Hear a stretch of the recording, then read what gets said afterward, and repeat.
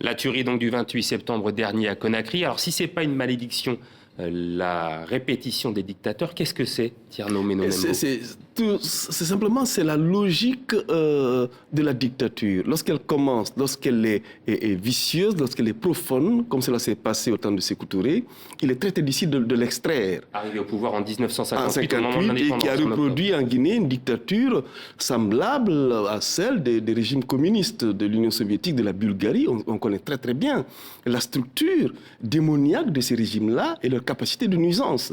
Jusqu'à aujourd'hui, je pense qu'il y a un pays comme l'Union soviétique, l'ancienne Union soviétique, la Russie d'aujourd'hui, a du mal à sortir des conséquences du stalinisme. Et nous, en Guinée, nous avons beaucoup de mal à sortir des conséquences du sécoutourisme. Donc quand Sékou Touré meurt en 84, Lansana Conté ne fait que se mettre dans ses pas et la répétition, à nouveau, a lieu. Oui, c'est-à-dire c'est le troisième âge d'une seule et même dictature. Pendant longtemps, on a pensé que Sékou Touré était l'unique responsable du mal guinéen. Mais non, ce n'est pas Sékou Touré ou Lansana Conté ou Dadis Camara. C'est un système qui est là, qui est profondément ancré dans la structure sociale du pays, dans les mœurs politiques du pays.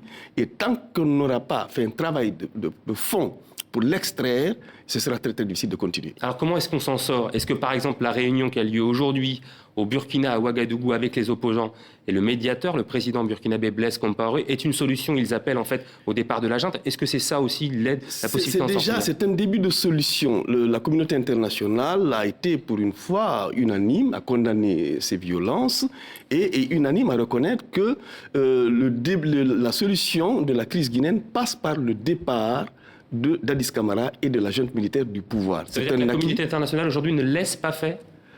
Et c'est très bien. Je pense que c'est très bien, c'est très rassurant pour les peuples. Vous savez, les peuples sont désarmés, ils n'ont pas de mitraillettes, ils n'ont pas de couteaux. Ce sont les militaires qui sont armés. Mais il se dit que Dadis Camara avait en fait prémédité sa prise de pouvoir. Absolument. Pourquoi est-ce que lui aujourd'hui ne serait pas soutenu ou on ne le laisserait pas faire? Et pourquoi on a laissé faire les autres? Sékou Touré, Lansana Conté? L'époque a changé. On est sorti du contexte de la guerre froide, bien évidemment. Aujourd'hui, j'ai l'impression que le principe démocratique est en train de devenir, plus ou moins dans le monde entier, un consensus.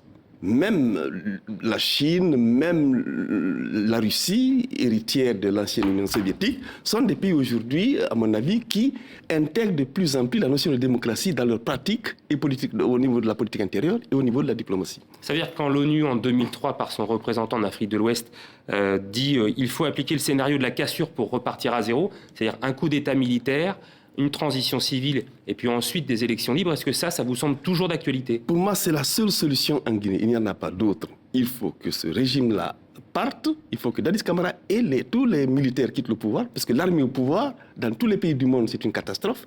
En Guinée, encore pire, puisque l'armée guinéenne est sans aucun doute la pire des armées au monde. Pourquoi est-ce que Dadis Camara, ou en tous les cas, si c'est son entourage qui l'a fait, pourquoi est-ce qu'il y a eu ce massacre? Quel intérêt? Mais c'est pas la bêtise politique, la cruauté, la débilité mentale. Il y a énormément... Vous savez, les dictatures, ce sont des maladies, finalement. C'est des crises politiques qui produisent des dictatures. La société guinéenne est en crise. Et l'armée guinéenne est en crise, ce n'est pas une véritable armée, c'est un ramassis de délinquants, de trafiquants de drogue et de bien d'autres choses. Regardez le comportement de Dadis Camara en tant que personne. Un homme normal ne donne pas une interview couché dans un lit quand il est président de la République. Le prix Renaudot est décerné ce lundi. Vous le receviez l'an passé pour votre livre « Le roi de KL ». En quoi les événements influent sur votre travail, les événements en Guinée?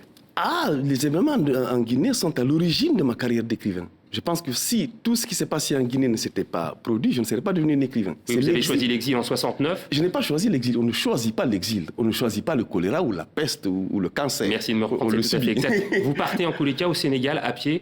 Vous allez en Côte d'Ivoire, vous faites des études. En Côte d'Ivoire, ensuite je vais en France en 1973. Et en 1975, je commence à écrire, puisque le poids de l'exil était tel que j'avais tout ce que j'avais pour me sauver un peu, pour m'aérer l'esprit, c'était l'écriture ou la lecture.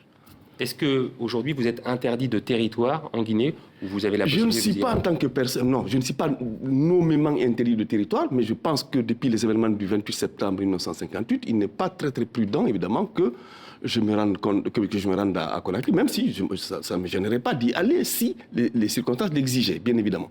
L'ambiance aujourd'hui, vous avez des nouvelles de proches qui sont sur place et qui vous appellent régulièrement? Mais c'est la terreur qui règne à Conakry. Les gens sont menacés dans leur domicile, des militaires menacent les civils dans leur cours, de toutes sortes de dangers. Le vol, le pillage, le viol, la destruction des maisons, etc. etc. Tierno Monelembo, merci beaucoup d'avoir accepté notre invitation. Remerciements également à Christian Eboulé, notre confrère qui nous a permis de vous recevoir. On rappelle, le Roi de Kael, c'était le prix Renaudot l'an passé. Il est décerné aujourd'hui. On vous en donnera d'ailleurs le vainqueur. Merci beaucoup, Tierno Monelembo. Merci infiniment.